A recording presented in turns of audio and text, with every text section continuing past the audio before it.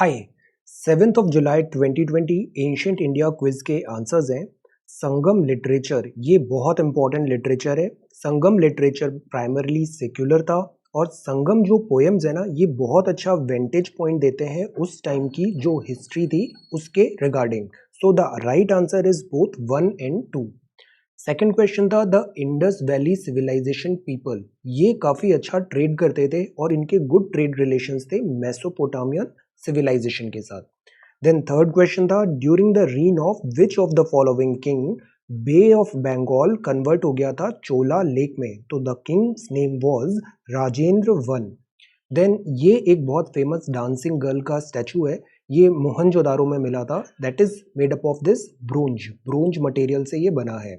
Then fifth is about Chola king जिन्होंने बनाया था राज राजेश्वर और बृहदेश्वर टेम्पल, ये दोनों टेम्पल भी बहुत फेवरेट है सारे एग्जामिनेशंस के।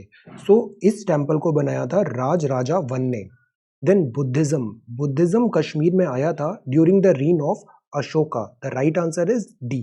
सो ये कल के क्विज के आंसर्स हैं। Today we are going to talk about all these important topics. आज हम थॉट ऑफ द डे देखेंगे।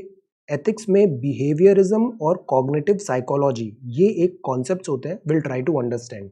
वोकैबुलरी में कुछ ऐसे कंफ्यूजिंग वर्ड्स होते हैं जो सिमिलर साउंड होते हैं बट उनमें काफ़ी डिफरेंस होता है, तो will have a quick look ये कौन से ऐसे वर्ड्स हैं। न्यूज़ ऑफ द डे में we will talk about army pulls back 1.5 kilometre from clash site. Second news है lay down vaccine trials norm. And then third is CBSE ने अभी reduction कर दिया है सिलेबस में by 30%, by because of this covid.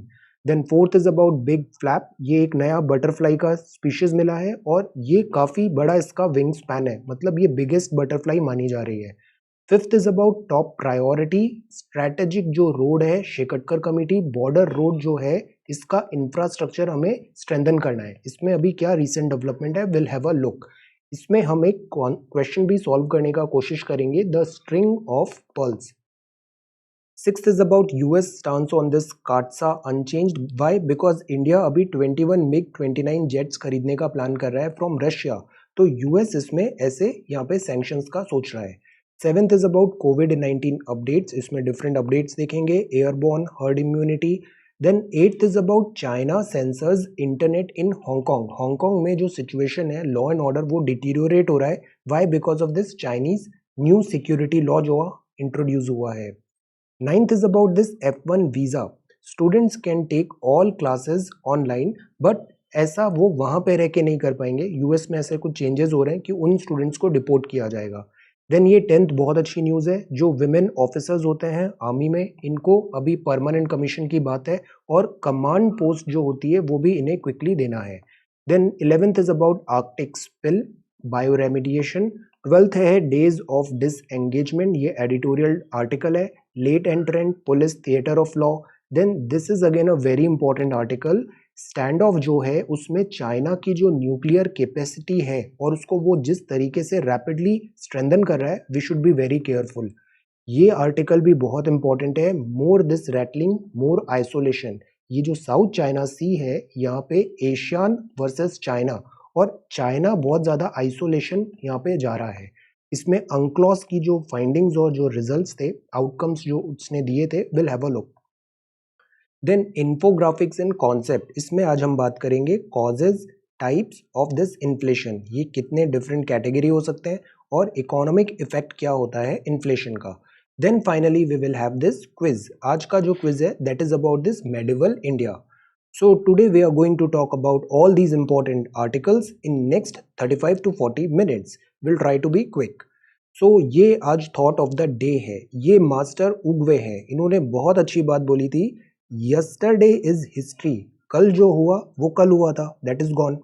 Tomorrow is a mystery, ये किसी ने नहीं देखा है कल क्या होने वाला है, but today आज जो है वो एक गिफ्ट है, that is why today को इंग्लिश ग्रामर में हम क्या बोलते हैं, प्रेजेंट बोलते हैं, ये एक गिफ्ट है, so today is a gift, that is why they call it present. Okay, yesterday is history, tomorrow is a mystery, but today is a gift, that is why they call it present. Ethics में ये concepts होते हैं behaviourism और एक cognitive psychology. Behaviourism मतलब ये human behaviour को बताता है कॉग्निटिव साइकोलॉजी मतलब कॉग्निटिव मतलब थिंकिंग कैपेसिटी, आप खुद समझ के सीखते हो, कॉम्प्रिहेंड करते हो और उसके अकॉर्डिंग अपना बिहेवियर बनाते हो, तो वो होती है कॉग्निटिव साइकोलॉजी। बिहेवियरिज्म जो होता है ना, ये बेस्ड होता है फैक्ट में कि जो ह्यूमन बिहेवियर है वो डिसाइड होगा उसके एक्सपीरियंसेस से, one has had as consequences. For example, आपने एक एक्शन लिया, उसके कुछ कॉन्सिक्वेंसेस हुए, तो वो आपके बिहेवियर को फिर चेंज करेगा टू वेरियस सिमिलर एक्शंस में। तो that is called this behaviourism. और जो कॉग्निटिव साइकोलॉजी होती है, ये इस फैक्ट पे बेस्ड होती है कि humans have the capability to process, हम प्रोसेस कर सकते हैं अपनी सराउंडिंग को और हम उसको एनालाइज भी कर सकते हैं। सो दिस इज कॉग्निटिव, यहाँ कॉग्निटिव पे एम्फेसाइज हुआ है। Various information in their mind, because humans क्यों सुपीरियर हुए एनिमल से, बिकॉज वी कैन थिंक, हम सोच सकते हैं, हमारे पास ये कॉग्निटिव एबिलिटी है। तो कॉग्निटिव साइकोलॉजी एम्फेसाइज करता है दिस कॉग्निटिव बिहेवियर पे। स्टडी ने रिवील किया है every behaviour is an unchangeable outcome of external stimuli. कुछ एक्सटर्नल फैक्टर्स हैं, वो जब फैक्टर्स आते हैं हमारा बिहेवियर अकॉर्डिंगली उसके डिफर हो जाता है। जैसे कोविड-19 आया, हमारा बिहेवियर चेंज हो गया। स्टडी ने एक्सप्लेन किया है कि जो बिहेवियरल पैटर्न है वो डिसाइड होता है by internal processes of mind. जैसे हर कोई सेम नहीं होता है, हर एक का कॉग्निटिव साइकोलॉजी डिफरेंट होती है, which target acquiring, processing and storing information. For example, हमने मास्क का देखा, अगर मास्क नहीं पहनेंगे, सोशल डिस्टेंसिंग नहीं करेंगे तो ये वायरस का अटैक हो सकता है। तो ये हमने कॉग्निटिव एबिलिटीज, कैपेबिलिटीज शो किया और ये फिर हमने इस प्रोसेस को करेंगे और फिर वो चेंजेस लाएगा हमारे आउटकम पे। Refuse the involvement of self analysis, ये एक बहुत बड़ी प्रॉब्लम होती है बिहेवियरिज्म में। ये इंट्रोस्पेक्शन नहीं कर पाता। इंट्रोस्पेक्शन एक बहुत अच्छी एबिलिटी होती है, आप खुद अपने बिहेवियर को जज करो, दूसरों को जज करने के बजाय खुद को हमको जज करना चाहिए। ये रिफ्यूज करता है involvement of self analysis, introspection, reliable modality of investigation. और जो कॉग्निटिव होते हैं, इंटेलेक्ट होते हैं, वो खुद ही अपनी गलतियां समझ जाते हैं, उनको पता लग जाता है कि this is where I am doing wrong. Cognitive psychology होती है और फिर वो अपना रास्ता उसके अकॉर्डिंगली मेंड करते हैं, अपडेट करते हैं। तो ये इन्वॉल्वमेंट होता है सेल्फ एनालिसिस, ये बहुत पावरफुल वर्ड है, सेल्फ एनालिसिस, इंट्रोस्पेक्शन। ये एक रिलायबल मोडेलिटी है इन्वेस्टिगेशन का। तो ये कुछ फीचर्स हैं बिहेवियरिज्म के और कॉग्निटिव साइकोलॉजी के। ह्यूमन बींग्स के पास बहुत अच्छा गिफ्ट है और वो गिफ्ट है सोचने की क्षमता, थिंकिंग, चिंतन, मनन, और वो आती है इस कॉग्निटिव साइकोलॉजी से। दैट इज वाई हम बोलते हैं मेडिटेशन करना क्यों इतना बेनिफिशियल होता है। सो this is behaviourism versus cognitive psychology. ये कुछ वोकेबुलरी वर्ड्स हैं, इसमें स्टूडेंट्स अक्सर कंफ्यूज हो जाते हैं। So let us try to have a quick brief. Allowed, इसमें डब्ल्यू है, अलाउड इसका मतलब है परमिशन देना, और अलाउड मतलब बहुत जोर से आवाज आ रही है, क्लियरली हर्ड है, लाउड है वो, तो that is allowed, this is allowed. Allude, allude means होता है मेक इनडायरेक्ट रेफरेंस, किसी भी चीज का अगर आप इनडायरेक्ट रेफरेंस दे रहे हो तो दैट इज कॉल्ड दिस। और इल्यूड का मीनिंग होता है कि हम किसी चीज से बच के भाग रहे हैं, एस्केप फ्रॉम समथिंग। ATE, ये पास्ट टेंस है ईट का, खाना खाने का, ATE, और EIGHT हो जाता है, ये कहलाता है number, this is digit 8। Break का मतलब होता है टू स्मैश, उसको तोड़ना, और BRAKE ये हमारी गाड़ी में लगा होता है स्टॉपिंग डिवाइस, इससे ब्रेक्स लग गए हैं और गाड़ी फिर स्टॉप हो जाएगी। BY का मतलब है, ये एक प्रिपोजिशन है, और BUY का मतलब है परचेज करना। CAPITAL, कैपिटल, इसका मतलब है जैसे वो कोई सिटी है या फिर इकोनॉमिक्स में वेल्थ जनरेट कर रहे हैं।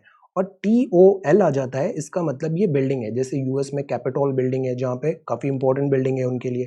सो this is CAPITOL। COARSE, coarse, इसका मतलब रफ है, सॉइल में हमने पढ़ा था कंपोजिशन, तो उसमें कॉर्स टाइप ऑफ सॉइल थी, दैट इज रफ। और कोर्स का मतलब होता है वे और पाथ, आप किस डायरेक्शन में आगे बढ़ रहे हो, that is called this way और पाथ। देन एमिग्रेट, एमिग्रेट का मतलब होता है लीव वन कंट्री और region to settle in another, एक कंट्री छोड़ के दूसरे कंट्री में जा रहे हो, that is called this immigrate. और EMMI, इसका मतलब होता है वन एंटर अनदर कंट्री और वहां पे जाके रिसाइड करना, that is called this immigrate. तो यूएस में अभी कौन से लॉज की चेंजेस बात चल रही है, इमिग्रेशन लॉज की, वहां पे अभी talks are going on. Ensure, ENA, ensure का मतलब है गारंटी देना, और इंश्योर का मतलब है फाइनेंशियल लायबिलिटी देना, इंश्योरेंस होता है ना, दैट इज इंश्योर। फार्दर मतलब दूर है, फिजिकल डिस्टेंस, और फर्दर मतलब एक एब्स्ट्रैक्ट आइडिया है, ये आप एब्स्ट्रैक्ट है मतलब आप इसको कैलकुलेट नहीं कर रहे हो, that is just an idea, further. WORD word है, इसका मतलब मीनिंग है, WORD meaning, that is word and meaning. So FOR is preposition, FOUR is the number, ये for है, ये for है, that is the number. FORT मतलब forward है, और this का मतलब होता है FOURT मतलब आप fourth position आई है, comes after third. Here मतलब perceive, और HERE मतलब in this place. lose, इसमें बहुत मिस्टेक्स करते हैं, lose मतलब होता है free, LOOSE, और LOSE loss, that is misplace.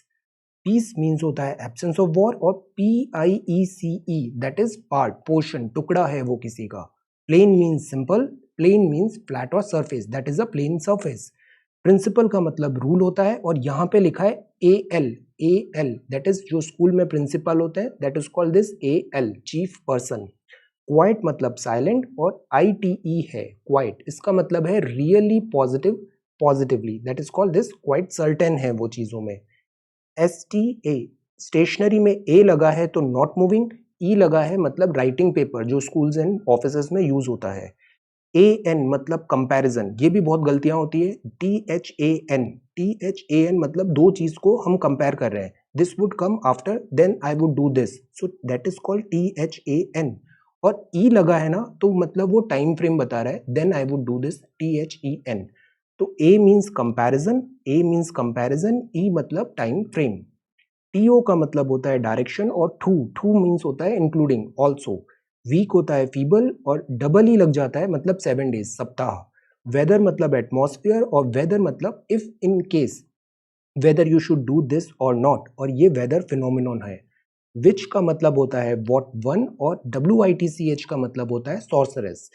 WHO होता है सब्जेक्ट, और whom अगर लग जाता है तो उसको हम बोलते हैं ऑब्जेक्ट।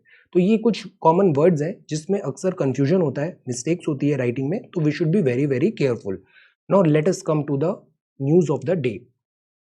फर्स्ट जो न्यूज है that is about this, army pulls back 1.5 kilometre from clash site. ये कुछ सैटेलाइट इमेजेस हैं गलवान वैली के, यहाँ पे पहले ऐसे टेंट्स लगे थे, see the tents are gone now. India ने बिल्ड किया है wall on it side in China, outpost camp यहाँ पे बने हुए हैं। और अभी जो टॉक्स हो रही थी, कमांड लेवल टॉक भी हुआ था, then mister Doval and this Chinese counter part का भी टेलीफोनिक कॉन्वर्जेशन था, उसमें ये डिस्कशन हुआ था कि डिसएंगेजमेंट करना है इस PLA और इंडियन आर्मी की, दोनों को यहाँ पे LAC में आसपास। तो जो PLA है दैट इज चाइना की आर्मी का नाम है, PLA people liberation army, moves out, ये भी यहाँ से डिसएंगेजमेंट हो रहा है।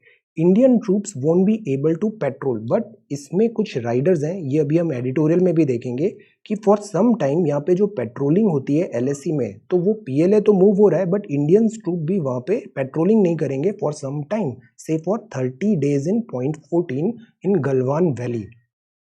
एक बफर जोन बनाने की बात है, अग्रीमेंट होगा, कमांडर टॉक कंटिन्यू रहेगा।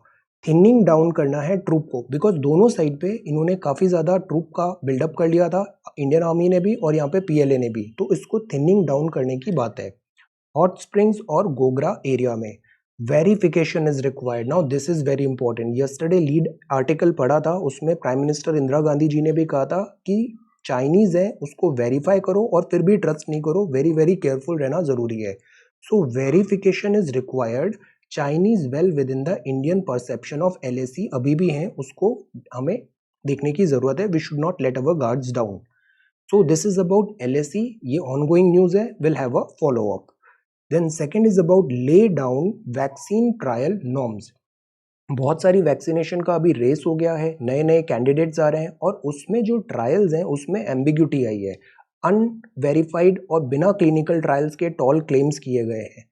तो that is why government is readying a document that will lay down guidelines for companies and institutions working on potential COVID-19 vaccination। तो गवर्नमेंट एक प्रॉपर डॉक्यूमेंट बनाने की कोशिश कर रही है, एक्सेलरेट करेंगे अप्रूवल प्रोसेस का, बिकॉज ये एक्स्ट्रा ऑर्डिनरी टाइम है, without compromising on objective assessment. तो कॉम्प्रोमाइज नहीं होना चाहिए असेसमेंट का, but at the same time जैसे ICMR ने भी क्लैरिफाई किया, रेड टेपिज्म, और हमें थोड़ा क्विक होने की जरूरत है, दैट्स इट।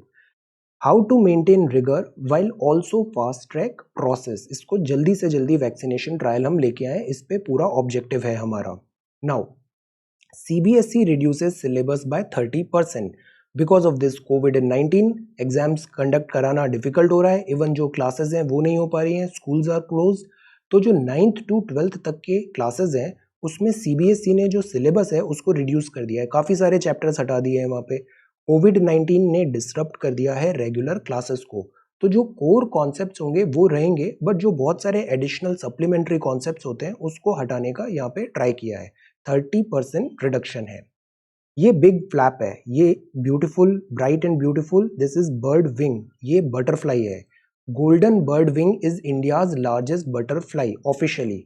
1932 में ब्रिगेडियर इवान थे, ही वॉज लेपिडोटेरिस्ट, मतलब ये बटरफ्लाई और इसकी स्टडी एंड ऑल करते थे।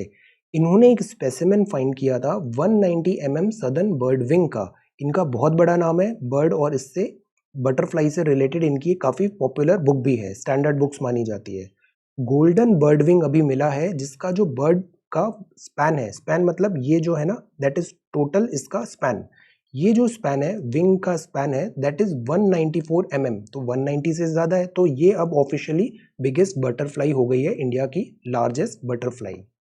Then fifth is about top priority to complete strategic road. Shekatkar committee हमने देखा है, शेकटकर कमेटी में जितना भी बॉर्डर इंफ्रास्ट्रक्चर है उसको स्ट्रेंथन करने की ज़रूरत बहुत ज़्यादा एम्फेसाइज किया है। इसीलिए इंडिया बॉर्डर रोड ऑर्गेनाइजेशन जो हमारी डेडिकेटेड बॉडी है वो कंप्लीट कर रही है दिस डारबुक शोक दौलत बेग ओल्डी रोड को, ये अक्टूबर तक कंप्लीट हो जाएगी। इंडिया का पूरा फोकस है कि हम बॉर्डर इंफ्रास्ट्रक्चर को स्ट्रेंथन करें। अभी एक पार्लियामेंट्री कमेटी का भी अंडरस्टैंडिंग था, ऑब्जर्वेशन था, 61 इंडो चाइना बॉर्डर रोड पे अभी वर्क इन प्रोग्रेस है, which is a good thing.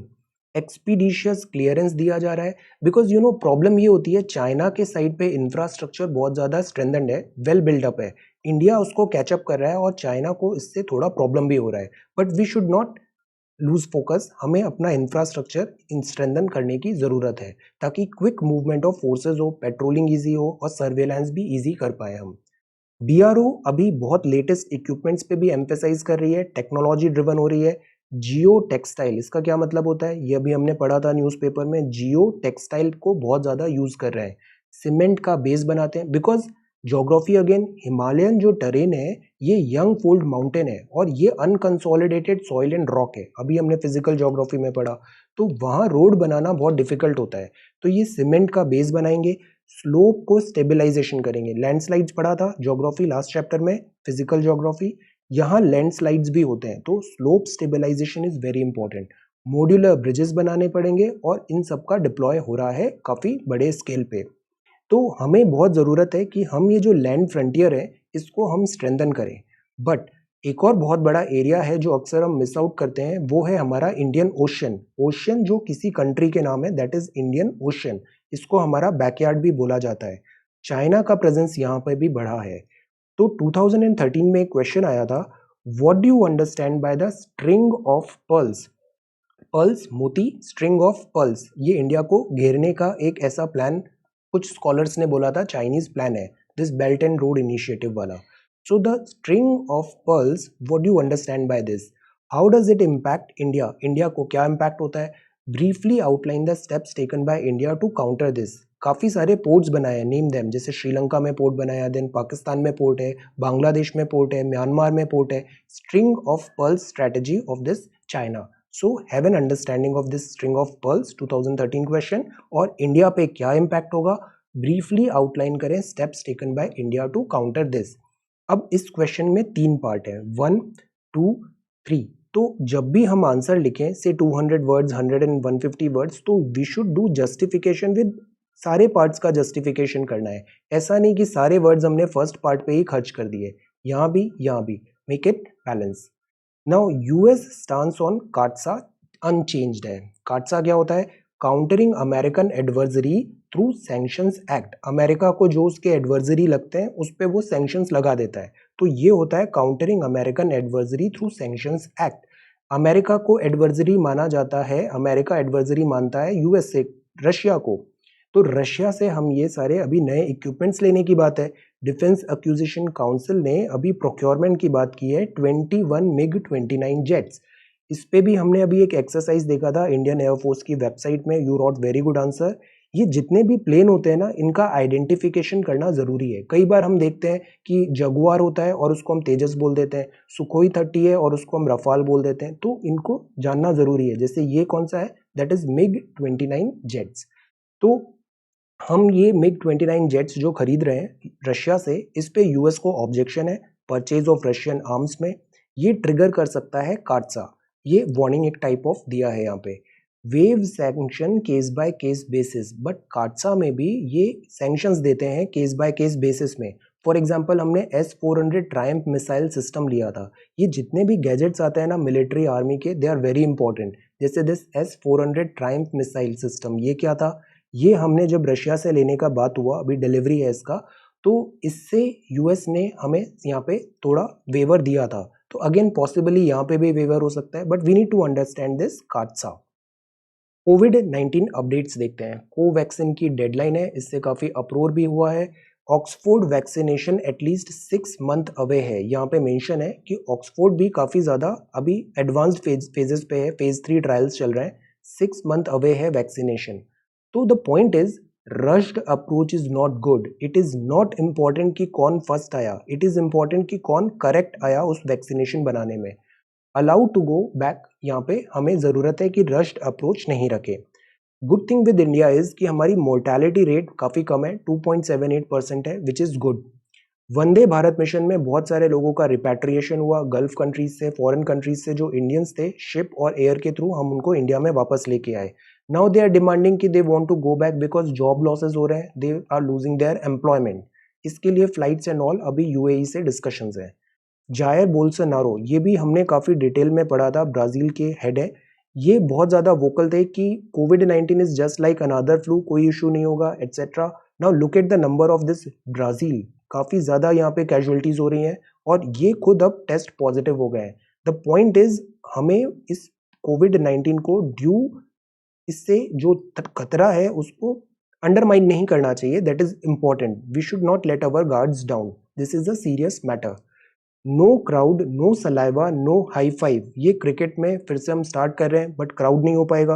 Y? Covid. Saliva जो बॉल में यूज करते हैं वो क्यों करते हैं? स्विंग कराने के लिए। बॉल स्विंग होती है, अगर वो एक साइड ज़्यादा हैवी हो जाती है तो वो स्विंग होती है, और reverse swing and all, they are very important cricket में।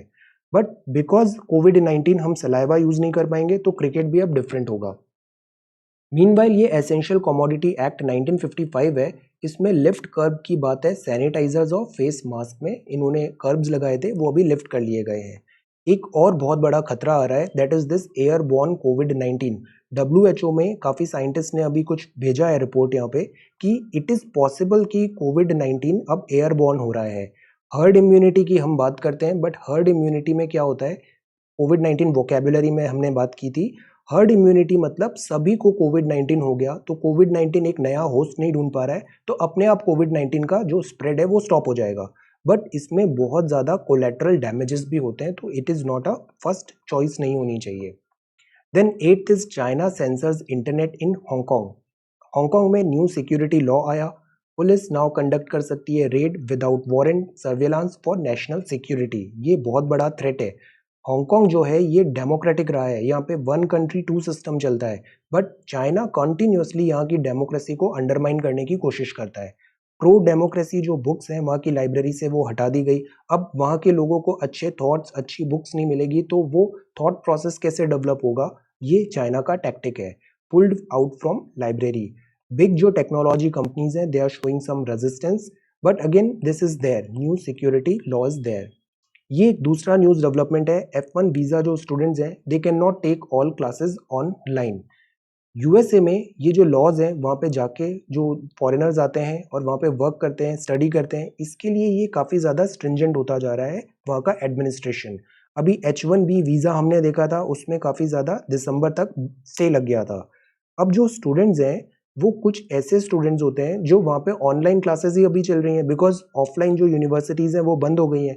तो they are making this argument कि ऐसे स्टूडेंट्स को वापस डिपोर्ट कर देना चाहिए उनकी होस्ट कंट्री में। इंडिया से करीब 200,000 स्टूडेंट्स जाते हैं यूएस में वहाँ की यूनिवर्सिटी में पढ़ने। अभी और गाइडलाइंस अवेल्ड हैं और डिटेल्स आएंगे, will have a relook. Deportation से बचने के लिए अगर ऑनलाइन क्लासेस से थोड़ा सा अगर ये शिफ्ट होंगे इन पर्सन स्कूल में भी तो they could skip this deportation, but let us wait for this guidelines. More guidelines are awaited. Meanwhile Harvard University ने स्टेटमेंट दिया है कि ये जो one size fit all approach सरकार करती है ये कॉम्प्लेक्स सिचुएशन में बहुत यूजफुल नहीं होती, ये ज़्यादा डैमेज करती है। तो they are not welcoming this because universities भी बहुत प्रॉब्लम होगा और स्टूडेंट्स ऑल्सो वुड सफ़र। ये जो F1 और M1 वीज़ा होता है, F1 and M1 non academic vocational students हैं, वीज़ा होल्डर्स हैं। They are planning to take only online classes in the fall autumn. ये उनके सीज़न होते हैं वहाँ पे, एडमिशन सीज़न फॉल ऑटम जो है वहाँ पे ये केवल ऑनलाइन क्लासेस ले रहे हैं। वाई? बिकॉज ऑफ कोविड-19। नाउ कोविड-19 के कारण नंबर ऑफ यूनिवर्सिटीज़ शिफ्ट कर रही हैं ऑनलाइन क्लासेस में, तो ये इनके लिए काफ़ी डिफिकल्ट सिचुएशन हो गया है। ऑफलाइन क्लासेस कर नहीं सकते हैं और केवल ऑनलाइन क्लासेस करेंगे तो उनको डिपोर्टेशन का यहाँ पे थ्रेट आ रहा है। तो again will wait for this guideline, let us wait for some days. ये बहुत एक्सेलेंट न्यूज़ है। विमेन आर्मी ऑफिसर्स हैं, अभी 17 फरवरी को केस आया था, उसमें ये डिसीजन हुआ था कि ये जो जेंडर बेस्ड डिस्क्रिमिनेशन होता है दैट हैज़ टू गो, और जो विमेन ऑफिसर्स हैं उनको भी same level of this treatment होना चाहिए, अपॉर्चुनिटीज़ मिलनी चाहिए work related, there should not be any discrimination.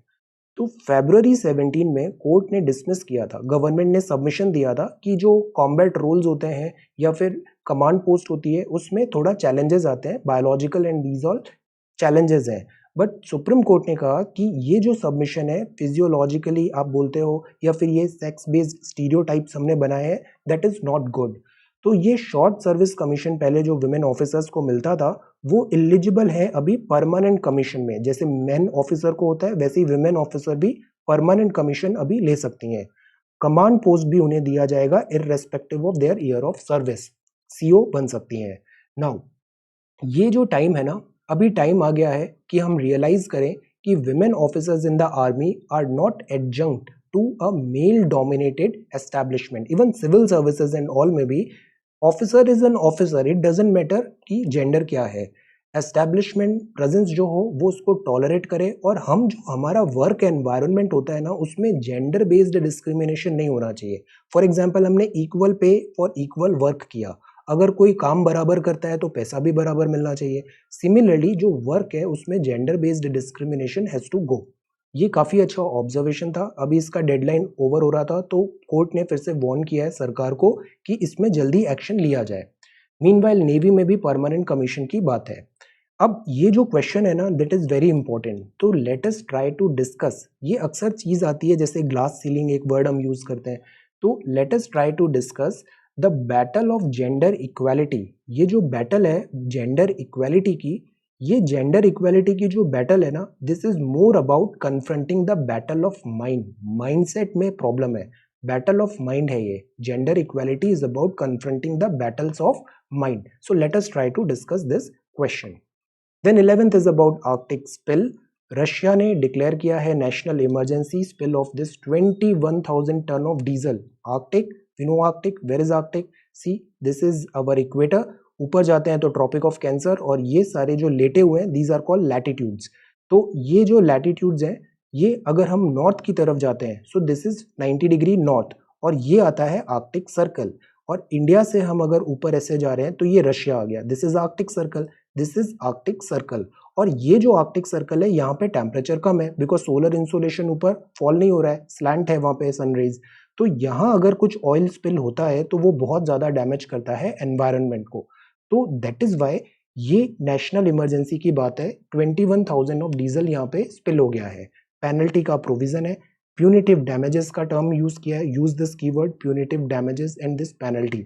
ये फ्रेजाइल इकोसिस्टम है because temperature is very less, यहाँ सॉइल फॉर्मेशन भी नहीं होता है, ज्योग्राफी हमने बेसिक्स में पढ़ा। तो यहाँ बात है कि इस डैमेज को कैसे कम किया जाए।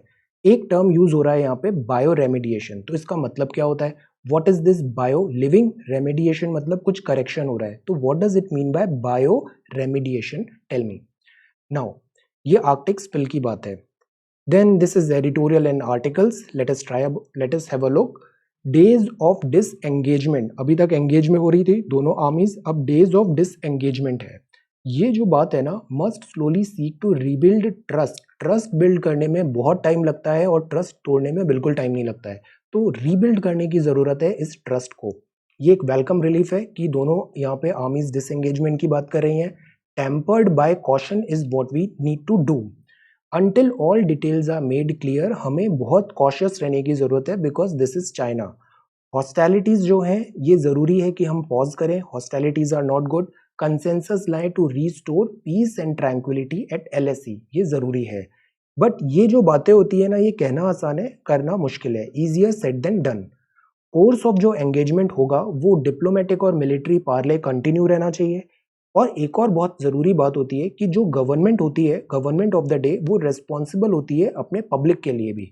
तो इन्फॉर्म करना ज़रूरी है कंट्री को कि what's actually happening at LAC, progress क्या हुई।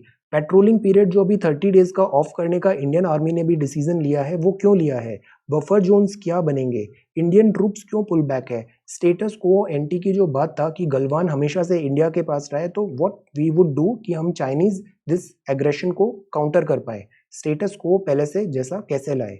इकोनॉमिक काउंटर मेजर्स जो हम कर रहे हैं, ऐप बैन कर दिया हमने 59, इन्वेस्टमेंट FDI में जो आती है उसकी स्क्रूटिनी हो रही है, इंपोर्ट हम स्लोली कम कर रहे हैं चाइना से, काफ़ी सारे रेलवे और गवर्नमेंट प्रोजेक्ट्स बंद हुए, उन्होंने स्टॉप किया, टेंडर्स कैंसिल हुए, हम सेल्फ रिलायंट इंडिया की तरफ बढ़ रहे हैं। तो ये सब चीज़ें हैं, इसमें कोर्स ऑफ एक्शन बनाना ज़रूरी है, एक प्लानिंग के थ्रू बढ़ना ज़रूरी है। इनफॉर्मल टॉक्स भी जो हमने स्टार्ट किया था, जैसे वुहान समिट था या ममलापुरम समिट था, इसका क्या आउटकम्स हैं। So these all questions, these all factors we need to think.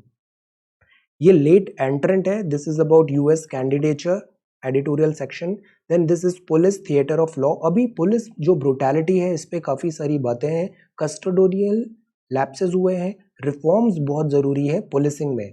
Police जो होती है ना, वो फ्रेंड ऑफ पीपल है, उनकी प्रोटेक्शन के लिए है, ना कि उनको डैमेज करने के लिए। दूसरी एक बहुत इंपॉर्टेंट चीज़ होती है, हम अक्सर जो मूवी में देखते हैं वही रियलिटी समझ लेते हैं, दोनों में डिफरेंस होता है। रूल ऑफ लॉ ज़रूरी होता है, हर सरकारी काम एक नियम के साथ होता है, प्रोटोकॉल्स फॉलो करने पड़ते हैं, गाइडलाइंस के थ्रू होता है। तो रूल ऑफ लॉ बहुत ज़रूरी है, अदरवाइज अगर रूल ऑफ लॉ नहीं होता है ना, तो पूरा सिस्टम कोलैप्स होने लग जाता है। तो रूल ऑफ लॉ को एस्टैब्लिश करना ज़रूरी है, नेसेसरी है यहाँ पे। This is about in stand of keeping an I on the nuclear ball. China nuclear capable है, कन्वेंशनल एस्केलेशन अगर LAC का होता है तो इंडिया अफोर्ड नहीं कर सकता है, इग्नोर नहीं कर सकता है चाइना का एक्सपैंडिंग न्यूक्लियर आर्सेनल। चाइना ने मीनवाइल बहुत ज़्यादा मॉडर्नाइज कर लिया है, ये वहाँ की फैसिलिटी है, लॉकनूर टेस्टिंग फैसिलिटी है, nuclear in Arsenal, nuclear testing site है वहाँ पे। सिप्री जो है स्टॉकहोम, ये ऑब्जर्वेशन है कि चाइना बहुत ज़्यादा पाइलअप कर रहा है वेपन्स का, और ये वेरीगेटेड एंड सोफिस्टिकेटेड कैपेबिलिटीज़ हैं, और चाइना हाइड भी बहुत करता है चीज़ों को। So we need to be on guard. Nuclear doctrine है, इस पे भी हमें रिविजिट करने की ज़रूरत है। International panel of fissile material ने एस्टिमेट किया है कि 2.9 प्लस माइनस 0.6 मैट्रिक टन का वेपन ग्रेड प्लूटोनियम है चाइना के पास, और इंडिया के पास ओनली 0.6 0.15 है। So we are not in this rat race, नहीं है कि किसके पास वेपन्स ज़्यादा है, but we need to be careful. और यहाँ हमें ध्यान देने की ज़रूरत है कि चाइना बहुत जल्दी मॉडर्नाइज भी कर रहा है और स्टॉकपाइल भी कर रहा है न्यूक्लियर वेपन्स को। देन ये भी बहुत इंपॉर्टेंट आर्टिकल है, दिस रैटलिंग मोर आइसोलेशन। ये है साउथ चाइना सी, ये हमने 27 ऑफ जून को डिस्कस किया था। साउथ चाइना सी, ये साउथ चाइना सी है, ये चाइना है, दिस इज साउथ चाइना सी, ये वियतनाम है, मलेशिया। अब यहाँ ये पैरासेल आइलैंड है, ये स्कैरबैरो शोल है, और ये स्पार्टली आइलैंड है, ये इधर फिलीपींस हो जाता है। तो चाइना बोलता है ये 9 डैश लाइन है, सी पूरा चाइना ने साउथ चाइना सी अपने अंदर क्लेम कर लिया कि दिस इज अवर एरिया। तो ये जो दूसरे कंट्रीज हैं इनको ऑब्जेक्शन हो रहा है, तो इन्होंने ऑब्जेक्शन के लिए अनक्लॉज में गए, और चाइना जो गवर्नमेंट वर्ड ऑर्डर है उसको मानता नहीं है। तो वॉर्न किया था यहाँ पे कि सी जो है, यहाँ पे सी लाइन ऑफ कम्युनिकेशन है, उसमें चाइना इज शोइंग अग्रेशन, बुली कर रहा है, यहाँ पे बुलिंग बिहेवियर है, और ये बहुत इररेस्पॉन्सिबल एक्ट है। चाइना क्या करता है, ऐसे रेडीमेड आर्टिफिशियल आइलैंड्स बना लेता है और फिर बोलता है कि ये एरिया इज अवर्स। फिलीपींस ने बोला कि ये जो मैटर है ये UN convention on the law of sea, ये बहुत इंपॉर्टेंट है, हमने इसको डिस्कस किया था, you wrote very very good answer. China पूरा 9 डैश लाइन को अपना मानता है और ये डिस्प्यूटेड पार्टली आइलैंड भी है। अब अंक्लॉज में परमानेंट कोर्ट ऑफ आर्बिट्रेशन ने फिर हाग में ये डिसीजन लिया कि जो चाइना का जो क्लेम है 9 डैश लाइन का वो लीगल बेसिस नहीं है, that is wrong. But look at the audacity, China dismiss the judgment as null and void, China ने उसको मानने से ही मना कर दिया। मीनवाइल जैसे हमने इटालियन मैरीन केस भी देखा था, इंडिया के इतना फेवर में डिसीजन नहीं है बट इंडिया ने उसको रेस्पेक्ट किया। बांग्लादेश के साथ बाउंड्री सी बाउंड्री डिस्प्यूट्स थे, इंडिया ने रेस्पेक्ट किया वर्ल्ड इंस्टीट्यूशंस को, but this is not the character of China. South China Sea is important not just to littoral country, आसपास की कंट्री, बट ये ट्रांजिट पॉइंट भी है। यहाँ ट्रेड होता है मेडिवल टाइम से, फिशरीज हैं, मिनरल्स हैं, डिपॉजिट्स हैं, हाइड्रोकार्बन रिजर्व्स हैं। That is why China is trying कि ये पूरा का पूरा सी ही हमारा है। इन छोटे छोटे कंट्रीज जो हैं एशियन के, इनको सोवेरेनिटी पे भी यहाँ पे खतरा हो रहा है। आइलैंड्स जो हैं यहाँ पे वो हैबिटेशन नहीं है। आइलैंड्स अगर हैबिटेशन होते हैं, capacity for non extractive economic activity, reefs और जो शोल्स हैं that are unable to do so, और ये लो टाइड एलिवेशन। तो मतलब अनक्लॉज के जो लॉज हैं वो यहाँ पे बताते हैं कि चाइना का जो क्लेम है 9 डैश लाइन का वो सस्टेनेबल नहीं है, दैट इज वाई उसको डिसमिस किया गया था, कोई लीगल बेसिस नहीं, बट चाइना ने उसको नल एंड वॉइड बोल दिया परमानेंट कोर्ट ऑफ आर्बिट्रेशन के डिसीजन को ही। तो चाइना यहाँ पे आर्टिफिशियल आइलैंड्स भी बना रहा है, इससे एनवायरमेंटल डैमेज भी होता है और ये ग्रोइंग डिसकंटेंट है। तो ऑल्दो एशियन और चाइना के क्लोज इकोनॉमिक टाइज हैं, बट एशियन जो कंट्रीज है ना ये भी अब डिसकंटेंट बढ़ रहा है, ये अपनी मिलिट्री मॉडर्नाइजेशन भी कर रहे हैं। इंडिया की जो ब्रह्मोस है वो काफ़ी डिमांड में है एशियन नेशंस में। तो ये ग्रोइंग कोरस हो रहा है प्रोटेस्ट अगेंस्ट चाइना। ये पूरा जो एरिया है ना, this entire area, this is Asian, और ये जो पूरा है, see this is Paracel island, ये South China Sea, Spratly island यहाँ फिलीपींस के पास हो गया, और फिर ये जो पूरे हैं आइलैंड्स, ये चाइना चाहता है कि that all belongs to it, ये पूरा चाइना का है। और ये ही important sea line of communication है, बिकॉज जितना भी यहाँ से ये जो ऑयल इंपोर्ट हो रहा है वो पूरा इधर से होता है, इंडियन ओशन से जाता है, Andaman sea, that is why Andaman and Nicobar is so important for India. और यहाँ से ये strait of Malacca, then South China Sea, and then it reaches to China. So that is why Indian ocean पे हमें focus करना है। हम ये बाउंड्री तो देख ही रहे हैं, स्ट्रेंथन कर रहे हैं, बट इंडियन ओशन में जो कैपेबिलिटी है इंडियन नेवी की, we need to strengthen that. यहाँ बहुत अच्छे पॉइंट्स दिए हैं, रेलेवेंट ऑप्शंस क्या क्या हो सकते हैं इंडिया के लिए। इंडिया है ये फॉरेन और सिक्योरिटी पॉलिसी जो है ना नेबरहुड की, ये पूरा एशिया पैसिफिक से पर्शियन गल्फ मतलब इधर अरब तरफ, वेस्ट एशिया तक है इंडिया की, ये स्ट्रैडल करती है। फल्क्रम है जो रीजन का वो स्वेज में, स्वेज कहाँ पर है, and Shanghai between west east Asia में। तो इंडिया का जो स्ट्रैटेजिक लोकेशन है दैट इज सो ब्यूटीफुल, बहुत स्ट्रैटेजिकली इंपॉर्टेंट लोकेशन है। मेडिटेरेनियन, साउथ चाइना सी, सब चीज़ जो भी क्रॉस होनी है वो इंडिया के थ्रू होगी। तो it follows India has a stake in SCS just as China has in Indian Ocean. तो चाइना अगर इंडियन ओशन में आने का ट्राई मार रहा है तो इंडिया को भी साउथ चाइना सी में अपने स्टेक्स क्लेम कर देने चाहिए। इंडिया जो है वो एक्टिवली परस्यू करता है defence diplomacy Indo Pacific region में भी। एक्सरसाइज करें, एक्सचेंज करें higher level of complexity, humanitarian assistance हम ज़्यादा लें, डिजास्टर रिलीफ एक्टिविटीज़ हम ज़्यादा करें साउथ चाइना सी और एशियन कंट्रीज़ के साथ। शेयर पेट्रोलिंग करें मलक्का स्ट्रेट, ये बहुत इंपॉर्टेंट स्ट्रेट है, इसके बारे में बताइए, मलक्का स्ट्रेट, लिटोरल कंट्रीज़, और कॉम्प्रिहेंसिव स्ट्रैटेजिक पार्टनरशिप लाएं हम इंडिया की, जैसे Australia, Japan, Indonesia, US, Vietnam. ये जो लाइक माइंडेड कंट्रीज़ है ना, इनको एक साथ आने की ज़रूरत है इस चाइना की बुलिंग को स्टॉप करने के लिए। Philippines, Thailand, Singapore, everyone. India जो है उसको buttress the military capacity of tri service, और ये Andaman and Nicobar is so important, Andaman and Nicobar command, because strategically ये बहुत इंपॉर्टेंट पोजीशन पे है, यहाँ से हम मलक्का स्ट्रेट के बहुत प्रॉक्सिमिटी में है। तो यहाँ पे हमें इसको जो 368 आइलैंड ग्रुप है we need to strengthen it, और यहाँ हमें ओवरलुक नहीं करना चाहिए। In this time of turbulence, India cannot afford to continue undervalue one of its biggest asset. अभी ये जो turbulence का time है ना, ये 3, 4, 5 years आगे आने वाले 25, 30, 50 years को dictate करने वाले हैं। So that is why India has to be very very alert and this strategically आगे बढ़ने की ज़रूरत है। आज हम पढ़ते हैं इन्फ्लेशन। इन्फ्लेशन का मतलब क्या होता है? कीमतों में बढ़ोतरी। कीमत बढ़ रही है, दैट इज इन्फ्लेशन। इन्फ्लेशन बढ़ने के बहुत सारे रीजन हो सकते हैं, या तो डिमांड पुल है, या गवर्नमेंट इंड्यूस्ड है, या कॉस्ट पुश इन्फ्लेशन है। डिमांड पुल इन्फ्लेशन क्या होती है? जब economy can not produce enough to meet demand. तो दो टर्म होते हैं, डिमांड और सप्लाई। तो डिमांड बहुत ज्यादा आ रही है बट सप्लाई हो नहीं रही है, तो वहां पे क्या हो जाएगा? Demand pull inflation. ये इसकी डिमांड बहुत बढ़ गई है तो प्राइस इसकी बढ़ जाएगी, और सप्लाई तो हो नहीं पा रही है। तो डिमांड पुल इन्फ्लेशन क्यों होता है? अगर इंटरेस्ट रेट कम है, इकोनॉमिक ग्रोथ बहुत ज्यादा हो गई है, तो डिमांड बहुत ज्यादा हो गई, सबके पास पैसे हो गए, बट प्रोड्यूसर्स उसको सप्लाई नहीं कर पा रहे। Producers are unable to meet demand for goods, और वो प्रॉफिट्स भी ज्यादा मांगने लग जाते हैं, तो उससे वो क्या करते हैं? प्राइस बढ़ा देते हैं। जैसे अभी सैनिटाइजर एंड ऑल में लोगों ने प्राइस बढ़ा दिया। Smaller economies excess demand means अगर वहां पे इंपोर्ट भी ज्यादा करना पड़ेगा, बिकॉज हमारे पास सप्लाई ऑफ गुड्स बंद हो गई। इलेक्ट्रॉनिक्स की बहुत डिमांड हो रही है, हम उसको फुलफिल नहीं कर पा रहे हैं, तो वी नीड टू रिलाई, हमको इंपोर्ट पे डिपेंड करना पड़ेगा। तो demand is greater than supply, तो वो केस हो जाता है डिमांड पुल इन्फ्लेशन का। डिमांड ने इन्फ्लेशन को पुल कर लिया है, ऊपर की तरफ पुल कर लिया है। तो that is case number 1। Case number 2 है गवर्नमेंट इंड्यूस्ड इन्फ्लेशन। मतलब गवर्नमेंट की पॉलिसी ने इन्फ्लेशन किया है। अभी हम आरबीआई की जितनी भी बातें करते हैं, आरबीआई बहुत केयरफुल रहती है इस सारी चीज़ों में, और सिमिलरली जो गवर्नमेंट होती है वो भी बजट एंड ऑल में बहुत केयरफुल होती है इस इन्फ्लेशन के लिए।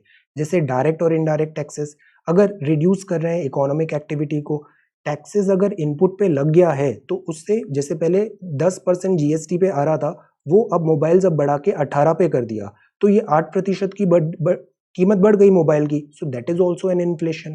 पहले से मोबाइल इलेक्ट्रॉनिक्स महंगे हो गए, तो ये हो गई डायरेक्ट इनडायरेक्ट टैक्सेस के कारण।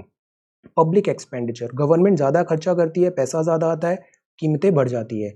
बैंकिंग पॉलिसी अगर लूज है, लूज मतलब बहुत इजी मनी दे रही है, रेगुलेशन नहीं है बैंक को, पैसा ज़्यादा आएगा, जब ज़्यादा लिक्विडिटी आएगी कीमत बढ़ने लग जाएगी। गवर्नमेंट अलाउज बैंक्स डोल टू मैनी लोन्स। जैसे अभी रेसेशन आता है तो गवर्नमेंट क्या बोलती है? Easy money policy. Self reliant India reforms initiative में इजी मनी पॉलिसी है, एमएसएमई को सस्ता पैसा दो।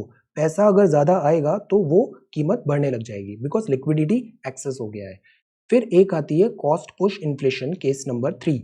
प्राइस राइज हुआ है because producers face greater cost of production. जैसे पहले किसी भी चीज़ को बनाने में 100 रुपये लग रहे थे, अब सेम की मैन्युफैक्चरिंग कॉस्ट हो गई है 200। तो जो मैन्युफैक्चरर हैं वो अपनी पॉकेट से तो पे नहीं करेंगे, तो वो क्या करेंगे? एमआरपी को भी 100 रुपये बढ़ा देंगे।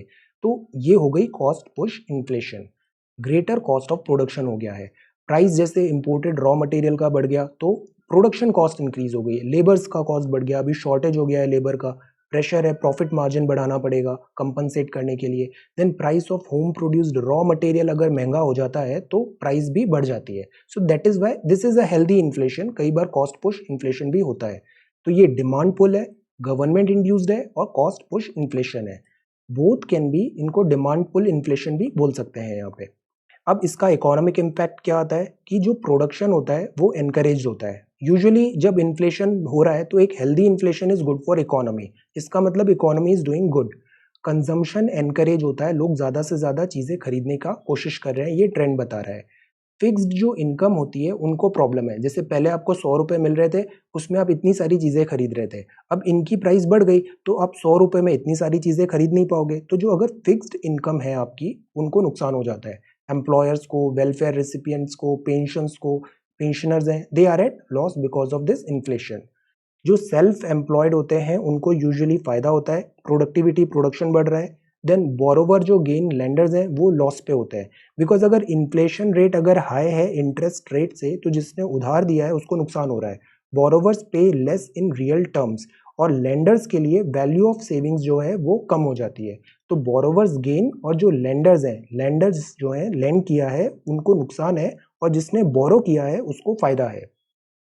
लॉस ऑफ इंटरनेशनल कॉम्पिटिटिवनेस होता है, आपका प्रोडक्ट कॉम्पिटिटिव नहीं होता है। अभी हमने लॉजिस्टिक्स परफॉर्मेंस इंडेक्स देखा था कपल ऑफ डेज बैक, तो अगर कॉम्पिटिटिव नहीं है तो हम एक्सपोर्ट नहीं कर पाएंगे, तो ये एक्सपेंसिव चीज़ें हो जाती है वर्ल्ड मार्केट में, फिर वो लेस डिजायरेबल होगा। बिकॉज कैपिटलिज्म में फ्री इकोनॉमी होता है, जितना प्रोडक्ट अच्छा है, सस्ता है, वो ज़्यादा सेल होगा। डिमांड फॉल होती है और स्टेट को लॉसेज होती है। गवर्नमेंट को बेनिफिट होता है अगर रिटर्न ऑफ दिस इन्फ्लेशन अगर इंटरेस्ट से ज़्यादा है, तो गवर्नमेंट, रियल गवर्नमेंट बोरोविंग है वो कम हो जाएगी। और गवर्नमेंट का जो रेवेन्यू है, अगर inflation brings more people into tax net पे ज़्यादा लोग आ रहे हैं तो सरकार को ज़्यादा इनकम होगी, इनकम राइज होगा, रेट्स भी स्टैटिक होंगे। तो economic impact of inflation, production बढ़ रहा है, कंजम्पशन बढ़ रहा है, फिक्स्ड इनकम नुकसान होता है, सेल्फ एम्प्लॉयड पॉजिटिव हो सकता है, बोरोवर्स हैं ये गेन करेंगे और जो लेंडर्स हैं वो लूज करेंगे, इंटरनेशनल कॉम्पिटिटिवनेस कम होगी और गवर्नमेंट को यहाँ पे कुछ बेनिफिट्स हो सकते हैं। तो this is inflation, demand pull, government induced cost push, and these are the economic effect of inflation. Now let us talk about this quiz. आज बात करते हैं हम मेडिवल की। तो मेडिवल में ये असर्शन रीजनिंग है। पहला जो स्टेटमेंट है वो है इक्तादारी। इक्तादारी जो सिस्टम था ना, ये इल्तुतमिश ने बताया था। आप इस पे एक बात भी बताओ, व्हाट इज दिस इक्तादारी। ये इक्तादारी था was introduced by Iltutmish. Along with इक्ता, इल्तुतमिश आल्सो इंट्रोड्यूस्ड जागीर सिस्टम। अब ये दो स्टेटमेंट दिए हैं, अगर दोनों स्टेटमेंट करेक्ट है और are is the right answer for this a first statement का, तो ऑप्शन ए हो जाएगा। अगर दोनों करेक्ट है but reasoning is not correct explanation, तो ऑप्शन बी करेक्ट हो जाएगा। ये करेक्ट है, ये गलत है तो सी, और ये गलत है और सेकंड इज स्टेट राइट है तो ये डी हो जाएगा। तो try to answer this. Okay, इक्तादारी system introduced by Iltutmish. Along with Iqta, Iltutmish also introduced this Jagir system. Delhi सल्तनत अगेन इज इम्पॉर्टेंट। फिर ये मंगोल लीडर है चंगेज खान। चंगेज खान जो था, इसका जो कंटेम्प्ररी था, मतलब ये चाइना में था और उसी टाइम पे दिल्ली सल्तनत में कौन सा लीडर था, तो what is it's name? Iltutmish, Sultana, Balban और अलाउद्दीन खिलजी। थर्ड है ममलुक डायनेस्टी। ये वर्ड भी बहुत इंपॉर्टेंट है, इसका मतलब क्या होता है? स्लेव ओन किंग और इन्वेडर, ममलुक डायनेस्टी में। देन जो टर्क थे, इन्होंने बोरो किया था arch and dome. Arch type ऐसे पहले हमारे यहाँ आर्क नहीं था, फिर ये arch type of this architecture में आने लग गया, ऐसे आर्क बनने लग गई। ये की स्टोन होता है यहाँ पे जो सेंटर में होता है। तो ये जो आर्क है और जो डोम है, ये स्टाइल ऑफ आर्किटेक्चर कहाँ से आया? दिस दिस दिस और this. Then fourth is about this Kalhana. ये बहुत इंपॉर्टेंट बुक है, कलहन राज तरंगिणी। इसने पूरे किंग्स एंड ऑल के बारे में बताया है, जम्मू एंड कश्मीर। तो जो कलहन की राज तरंगिणी है, ये किस भाषा में लिखी है? पर्शियन, संस्कृत, फारसी और Devanagari. Then name of the silver coin of Mohammad bin Tughlaq. नाम क्या था उसका? दिनार, जीतल, अदलिस और टंका। नाम क्या है जो सिल्वर कॉइन उसने इंट्रोड्यूस किया था? So 6, 5, 4, 3, 2, 1, these are ancient history quiz. आज हमने देखा economic effects of inflation, infographic, government, cost push और डिमांड पुल। ये बहुत इंपॉर्टेंट आर्टिकल है। This is about more this China जो है आइसोलेशन की तरफ बढ़ रहा है, एशियन कंट्रीज में भी इसमें काफी ज्यादा डिस्कम्फर्ट है। Then this is about eye on the nuclear ball. India को बहुत केयरफुल रहने की जरूरत है चाइना के रेस्पेक्ट में। Police theatre of law, late entrant. Then this is days of disengagement, Arctic spill. ये बहुत इंपॉर्टेंट न्यूज है। Command post ruling will be followed soon, try to discuss this. The battle of gender equality is about confronting the battle of mind. Mind battle is important, इसको जीतना पहले जरूरी है। Then F1 visa students can not take all classes online. China ने censor किया है internet Hong Kong में। ये एयरबॉर्न होने के चांसेस है। कोविड-19, हर्ड इम्यूनिटी, कोविड-19 अपडेट्स हैं। ये काटसा जो है यूएस का, वो अनचेंज्ड है, बट अभी ऐसा कुछ इशू होना नहीं चाहिए, वेवर्स फिर से हो जाएंगे। Then what do you understand by this? The string of pearls 2013 question, how does it impact India? Briefly outline the steps taken by India to counter this. Top priority है strategic road हमें better करनी है। ये big flap है, CBSE ने syllabus कम किया है, वैक्सीनेशन के ट्रायल्स होने जरूरी है, and this is about army disengagement. और ये पूरा वर्ड लिस्ट है, I will share it in Telegram.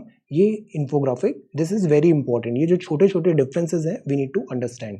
ये बिहेवियरिज्म और कॉग्निटिव साइकोलॉजी है, और मास्टर उगवे ने कहा है कि yesterday is history, tomorrow is a mystery, but today is a gift, that is why this is called present. ये एक प्रेजेंट है, ये एक गिफ्ट है। Then this is 8th of July 2020. So thank you so much for watching this video. Take care, study well and be safe.